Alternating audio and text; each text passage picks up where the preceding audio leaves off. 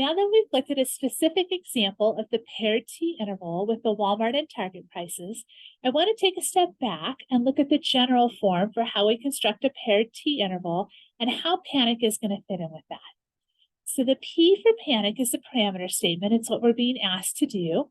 So for example, 95% CI, mean difference for the number of push-ups after an exercise program. So the key phrase in a paired T process is that mean difference. We're not interested in the original column with the Walmart prices and the original column with the Target prices. What we're interested in is the column we get when we subtract all of those numbers. We call that column our differences column. And that's what we're going to be focused on here. We'll see that show up in our assumptions and conditions. So we do need to check that we have a random sample. And then looking at that differences column, we need the differences to be either normal or large. So normal would be either stated in the problem, or we can make a normal probability plot. Or the large piece would be if we had at least 30 observations in our differences column. And then for our sample standard deviation, we're going to get that from our differences column as well. The name of our process is a paired t-interval. And then to get the endpoints of the interval, we're going to use the Excel stat calculator that you downloaded from Canvas.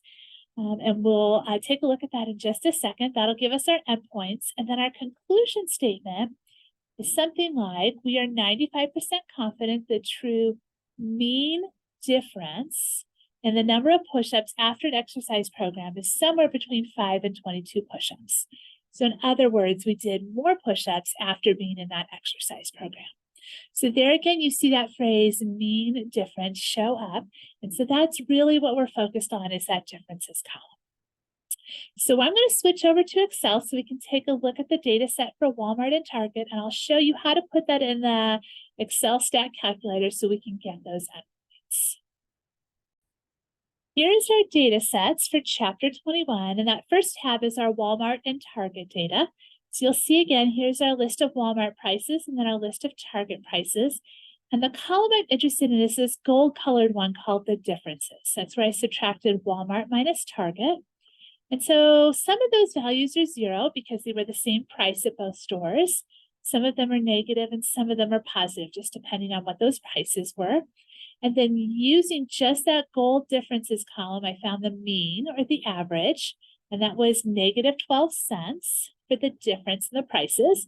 And then that had a standard deviation of 30 cents. Our sample size here is 10.